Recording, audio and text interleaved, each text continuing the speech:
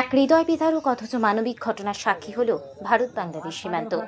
বন্ধ বিশাল দূরত্ব আর কাঁটাতারির বেড়া সবকিছুকে অতিক্রম করে এক অসাধারণ মানবিক সিদ্ধান্ত নিল সীমান্ত রক্ষী বাহিনী।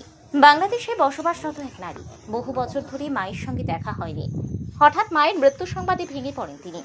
ভিসা না থাকায় শেষ যাত্রায় উপস্থিত হওয়া ছিল প্রায় অসম্ভব।